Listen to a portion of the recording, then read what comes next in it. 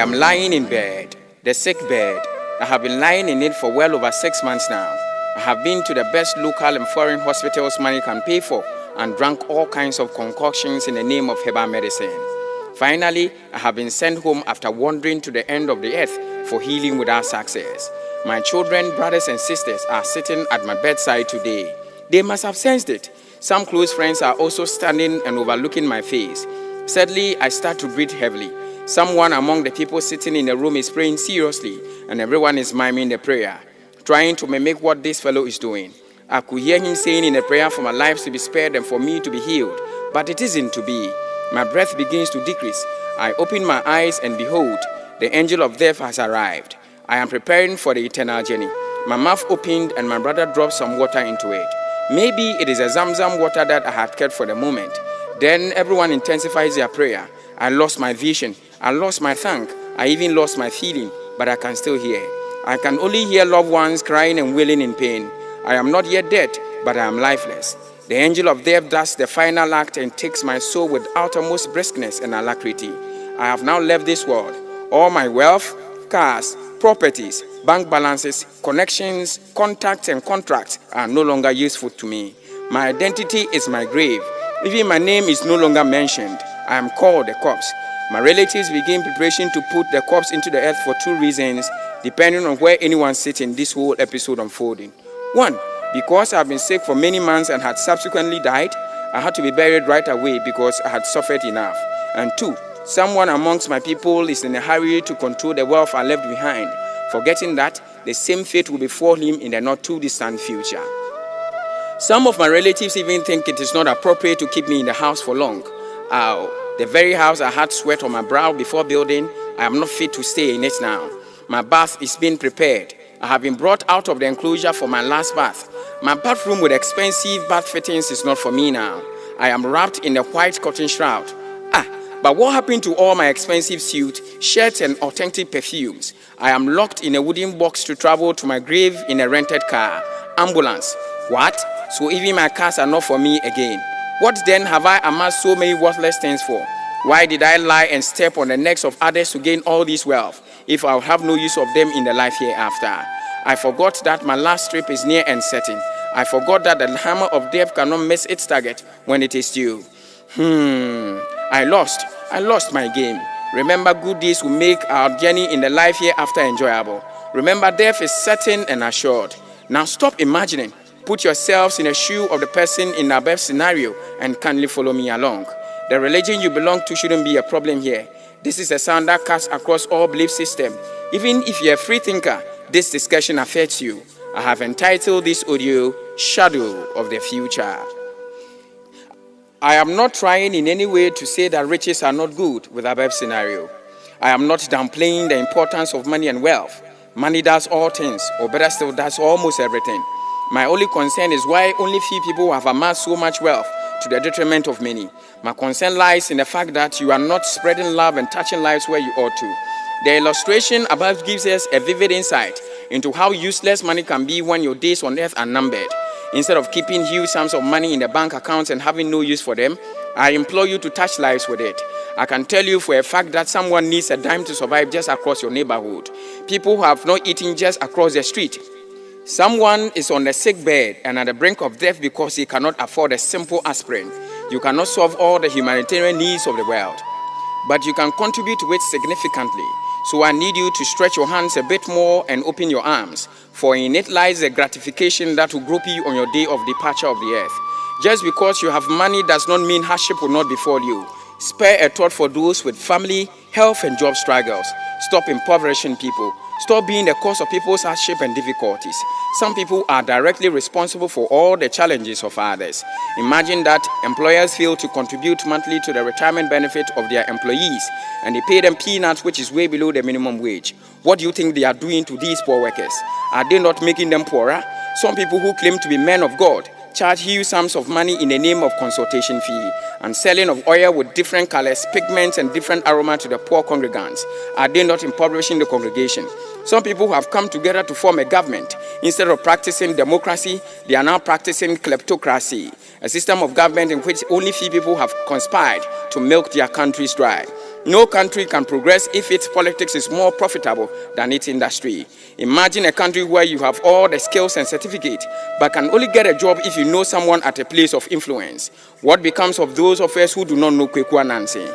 You must pay money before you are employed these days if you are a male, or give in to your boss's sexual gratification if you are a female. A young man wants to marry the love of his life, and his in-laws to be have given him a 12 marriage list that contains cows, zebras, lions, and every expensive item you can imagine on earth. How does he buy all these expensive items? Everything has been monetized to the advantage of a very few and to the detriment of the larger population. Where will you go with all the money you are graciously stealing? If money and material things make you believe you are better than others, you are the poorest person on earth. What will you do with all the properties you are amassing without doing due diligence to humanity? As a chief, your only interests lie in the fact that you sell plots of lands to people, take royalties and marry additional wives yearly without contributing to the development of your area. What kind of a leader are you? Most young women, pretty damsels, only go into relationship with married men, making these men neglect their families and causing deep sorrow to their wives and children. Sister, what exactly is your problem? Can't you see you are breaking somebody's home? You can make money, but not to the detriment of others. And if you do make money, help others when they need be, because not everyone can make it. This journey is a survival of the fittest, so we help those who cannot make it to continue to live with the hope of surviving this marathon of success someday. What is wealth if it does not benefit others? What is wealth if people are dying before your very eyes? You might probably be saying that you are not James Bond to save the world. I agree, but you wouldn't lose anything if you invest in humanity. A candle does not lose anything by lighting another candle. If you do not believe in doing good to receive blessings from above, you surely must believe in doing good to feel good. Do not wait to gather all the resources on earth before touching lives. At least have a fond memory of something to hold on to before your last breath. When I was a kid, I thought only rich people give. I grew up to realize that only kind-hearted people give. Have a shadow of your future at hand now. To those who are helping others, may your cups always be full to help. At the time when Bill Gates was the richest man on earth, someone asked him this question: "Is there anyone richer than you?" He said yes, only one. Many years ago, I had been dismissed and had gone to New York airport. I read articles of newspapers there. I liked one of the newspapers and wanted to buy it, but I didn't have change, so I abandoned the idea. Suddenly, a black boy called me and told me, "This newspaper is for you." I said, "But I don't have change." He said, "No problem, I give you for free." After 3 months, I went to the New York airport again, and coincidentally, that story happened again, and that same boy gave me another free newspaper. I said, "I can't accept it," but he said, "I give you from my profit." After 9-10 years, I had been rich and I decided to find that boy. I found him after a 1.5 month search. I asked him, "Do you know me?" He said, "Yes, you are the famous Bill Gates." I said, "You gave me 2 free newspapers many years ago. Now I want to compensate it. I am going to give you everything you want." The black boy replied, "You can't compensate it." I asked him why. He said, "Because I gave you when I was poor. You want to give me when you are rich, so how do you compensate it?" Bill Gates said, "I think that boy is richer than me. You don't have to be rich or wait to be rich to give. Touch lives in all places and prepare adequately for the inevitable." Alexander the Great was an ancient Macedonian ruler and one of history's greatest military minds who ruled as king of Macedonia and Persia and established the largest empire the ancient world had ever seen. As a military commander, he was undefeated and most successful throughout history. On his way from conquering many countries, he came down with an illness. At that moment, his captured territories, powerful army, sharp swords, and wealth all had no meaning to him. He realized that death will soon arrive and he will be unable to return to his homeland. He told his officers, "I will soon leave this world. I have 3 final wishes. You need to carry out what I tell you." His generals in tears agreed. "My first wish is to have my physician bring my coffin home alone." After gasping for air, Alexander continued, "My second wish is to scatter the gold, silver, and gems from my treasury house along the path to the tomb where you ship my coffin to the grave." After wrapping in a woolen blanket and resting for a while, he said, "My final wish is to put my hands outside the coffin." People around him were all curious, but no one dared to ask him the reason. Alexander's most favored general kissed his hand and asked, "My Majesty, we will follow your instructions, but can you tell us why you want us to do it this way?" After taking a deep breath, Alexander said, "I want everyone to understand the 3 lessons I have learned. To let my physician carry my coffin alone is to let people realize that a physician cannot really cure people's illness, especially when they face death. The physicians are powerless. I hope people will learn to treasure their lives and that of others. My second wish is to tell people not to be like me in pursuing wealth. I spent my whole life pursuing wealth, but I was wasting my time. The third wish is to let people know that I came to this world empty-handed, and I will leave this world empty-handed." He closed his eyes, and after he finished talking, he stopped breathing. What becomes of you when you depart the earth should be your primary concern. Touch lives now by sharing what you have. Put smiles on the faces of people. Make their hearts swell with joy. Don't be a nightmare for people. Be their light. Be their hope.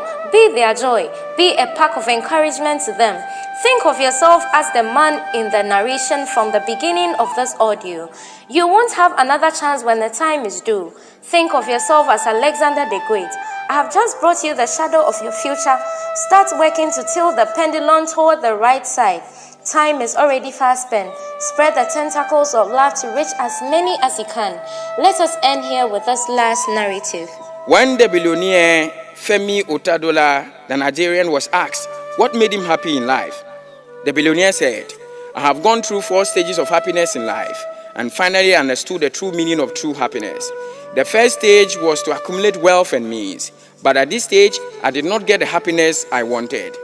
Then came the second stage of collecting valuables and items, but I realized that the effect of these things were temporary and the luxury of valuable things did not last long.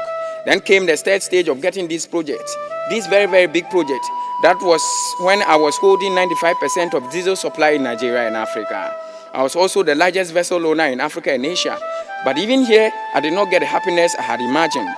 The fourth stage was when a friend of mine asked me to buy wheelchairs for some disabled children, about 200 kids. At the first request, I immediately bought the wheelchairs, but the friend insisted that I go with him to hand over the chairs. I saw the glow of happiness on the faces of these children. I saw them all sitting in the wheelchairs, moving around and having fun. It was as if they had arrived at a picnic spot and were sharing a jackpot winning. I felt real joy inside me. When I decided to leave, one of the kids grabbed my leg. I tried to free my leg gently, but the child stared at my face and held my leg tightly. I bent down and asked the child, "Do you need anything else?"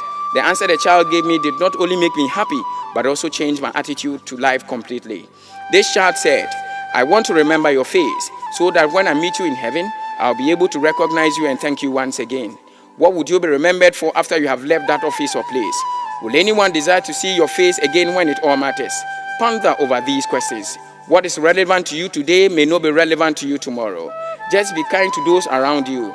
A big acknowledgement to all the sources of information for this audio, to Dynamic Studios for recording this sound. Because of time, we cannot mention all the names of our supporters. My name is Aspect Obimpe Frimpong. You can call me the narrator. I'm from the Aspect Motivational Audios in Ghana. You can reach me on all my social media handles. For more audios, assistance, and sponsorship for the audios, please WhatsApp or call me on +233 24 88 11 138. I was on this one with Miss Elizabeth S.A. Ado. Always remember that, in the end, when you leave this world, the only things you can take with you are the things you are packed inside of your heart.